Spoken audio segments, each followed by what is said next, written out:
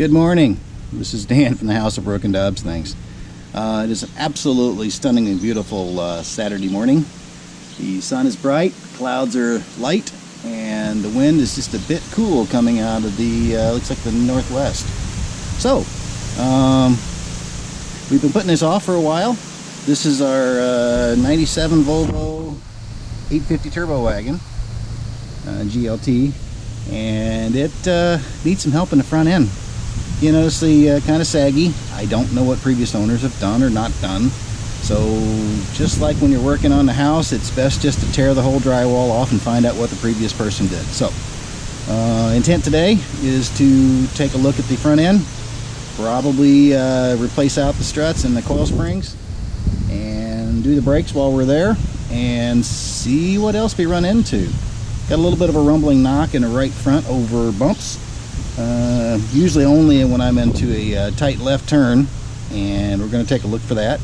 Hopefully it may be something as random as a sway bar bushing on that side, because previously from the former videos this did have a massive oil leak that was blowing up right through that area, and it might have taken its toll on that rubber. But so we're going to take a look at this. I'll get busy here. I'm probably going to switch into time lapse on this one and try to give you that little bit of a view, and we'll go from there. But we'll bring you along for the ride. Thanks for watching. Okay, going handheld here for a second. One of the things I'm going to do is, one of the first steps is to go ahead and compress the caliper. With a high mileage car, you always run the risk of the caliper having rust at the base because it hasn't been flushed and there's been a rust ring formed. Brake fluid is hygroscopic, so it draws moisture, so you're going to find situations there where it may get a little bound up. So this one, fortunately, I think Volvo tends to go with a synthetic brake fluid from the factory, and subsequently if they followed the recommended manufacturer regulations or recommendations, it should have had that same fluid as well. So with all that being said, take a chance here, but before you start to compress this, there's a problem. Hydraulic fluid does not compress. So if you press this in and your brake cap is on, you may run into a situation where you can't collapse it fully. So before we get all crazy, you go ahead and just loosen it. If this were to fill up with the fluid from the brake caliper, keep it on somewhat loosely, it'll give it a place to go. So just bring that up to you, and when you're doing this, any C-clamp will work as long as it's big enough. Somebody's compensating this morning, but I have a sufficient one here. When you're compressing this, it does not take mountains of force. If it does, there's something absolutely wrong. Okay, so just looking around the back of the caliper. There's actually a bolt there, so it's going to be a little bit wobbly. Okay, I'm going to go out a little bit bigger here. Okay, right from there. Now the force that you take shouldn't take much more than a couple of fingers worth of pressure. See how that's moving? You heard the springs pop from the you heard the springs popping from the anti-rattle clips. That's absolutely what you want. Now this caliper is fully compressed. If you come in right here, you can see the piston has been forced back in its bore. So, old hat for 99% of the people watching my channel, but this is also a great chance to see this caliper has been moving fairly freely. Okay, I'm moving it on the slide pins, so something you want to check before you tear it apart. You're going to clean them anyway, just in case you've had a brake wear issue, or you know, one pad's hanging and it's been wearing much worse than the other, or you've got an excessively warped rotor. These are the things you want to check as you tear it down to try to get to root cause before you get too far and lose. In the industry you might call it losing a rabbit. Okay, so you've hunted, you got it, but you lost the rabbit and you went home empty-handed. So we'll get these off of there and we'll bring you back. Okay, got the caliper off. You probably saw me, I was wrestling with this bottom pin right here. It was done with the threads, but it wasn't releasing from the back of the spindle here. Anyway, now's the chance you can actually feel them up close, and if it's more than just a light thumb pressure, yeah, it's gummy and gooey, needs to be cleaned. Do not play around with this one. This is what will make or break the job right here. These simple little pins. These little plugs actually fit in the back. Don't go cheap. If they're gone, missing, replace them. If you don't, you're going to be doing this again. Okay, looks like the pad was in just fine shape. And that's kind of what I expected. But I do have some front end shake when I'm braking. So I've got the rotor lathe that I have not finished. Chirpy knows that. He helped me with the project. Kind of the key here is you don't want it to pull on the brake line. You just want to support it, get it out of the way, and just hold it up. Don't let it dangle by the brake line. You will pay for that later. Not today, not tomorrow, but you'll pay for it later. Okay, this style right here uses a bolt on the back side. Just straight for you. These bolts right here actually hold this adapter, which goes onto the spindle and actually holds the caliper. So we're going to get those out next. Nothing exciting there. We'll get those off and we'll bring you back. Okay, if somebody has been in here recently, these bolts are kind of dry and crusty, but you'll notice there's no Loctite on there, which I typically prefer. What do I use? I use the red Loctite, and it comes in like a lipstick tube form. The reason I like that stuff is because it works well. If you look close, you can see the spots where the caliper and the pad have been riding, essentially, so you know roughly where it's been. It's just little tattletales you can look at while you're tearing down if you're looking at it. This is an important point in time to take a look at this boot. If it's ripped or torn, you might as well either rebuild the caliper, which not many people do anymore, or you go ahead and order a replacement and take your chances with getting core credit. So anyway, don't see anything really bad. This is looking at the CV boots. Problem in here. Aha. You'll be able to see that right there. This has been riding so low that the angle on that boot hasn't been quite right, and I'm not sure if it's really healthy. Looking for any sling grease.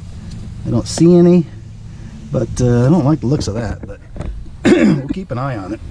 Not today, but we'll keep an eye on it. Let's see here.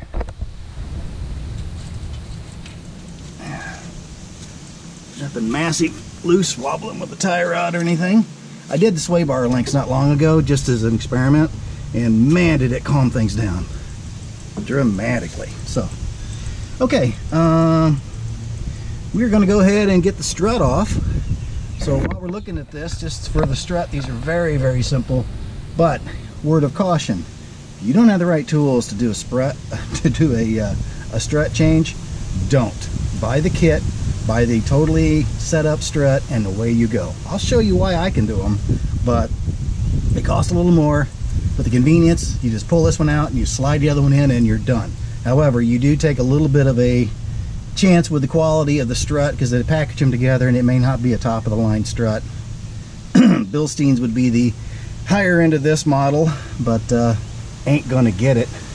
Quote Mr. Pete, needs bearings, ain't gonna get it. Always makes me laugh. So this from right here, we're gonna make one connection here at the sway bar link, disconnect that. There are 2 bolts, and then there are 3 nuts at the top, and it's ready to go. This is going to be a little draggy, but we're going to leave the spindle on, and we're going to go that way.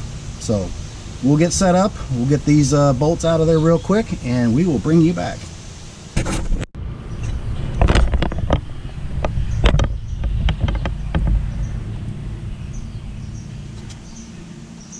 Okay, if you haven't taken sway bar links off before, they're nasty.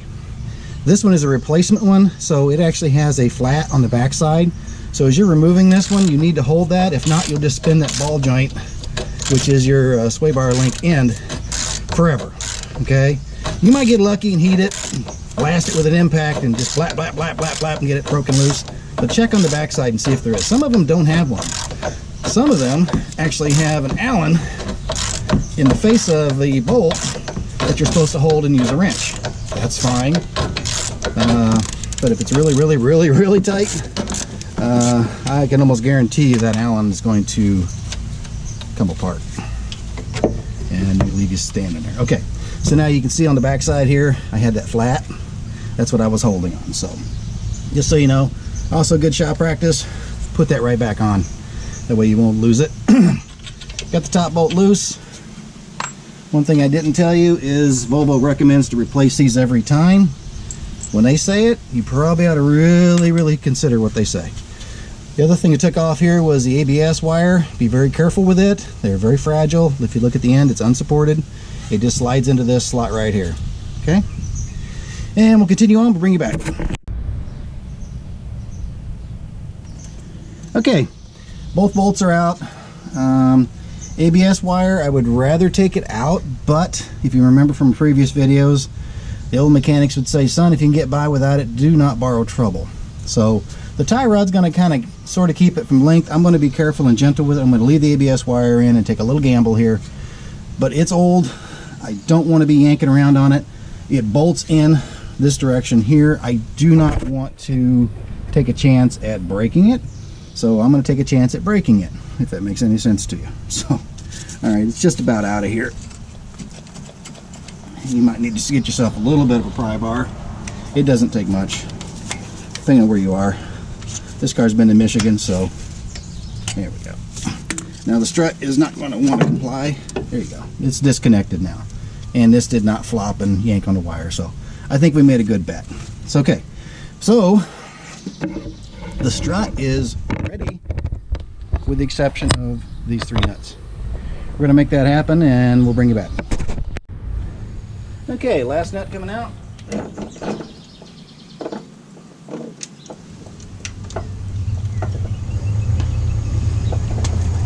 Okay, careful of the CV boot and lower it right down. Brake line. Come on. Right back up in there. Oh boy. Yeah, there's a bearing at the top of this thing. It is long gone. Yeah, that's a no good. Good friend of mine, his dad was first generation over from Greece. His mastery of English that his son always laughs about, his dad mastered the word good, no good, because he was a quality inspector. And I always remembered that. Good, no good. In the end of the day, it's all he needed to know. Okay, this is the spring. I don't know, it looks not awful, but it sure was sagging. This might have been actually somebody put a drop kit on this thing. I don't know. It's hard to tell. I don't see any tags or anything with any good brand names on it, so, or it could just be old and tired. We'll go from there. But under penalty of your own death, do not do what I do here. This is a disclaimer, but this thing will hurt you. This is a public service announcement, I guess. Do not take that nut off with this in position. You need to compress this first. There are specialty tools for that. I highly recommend that you do not, under the penalty of severely hurting yourself, use the 2-stick kind, okay? They are extremely touchy and dangerous. If one's on one side, one's on the other, these springs, look at that, it's spiraled. I have seen them slip and put both of those clamps on one side. And then the spring is compressed on one side and not the other. If that happens while you have the spring uncaged, if it did that now, that's not a big deal. It would have the strut would actually hold it in position.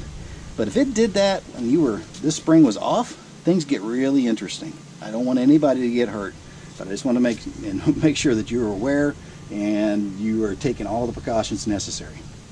Okay, we are going to replicate the same operations on the other side, and we will bring you back.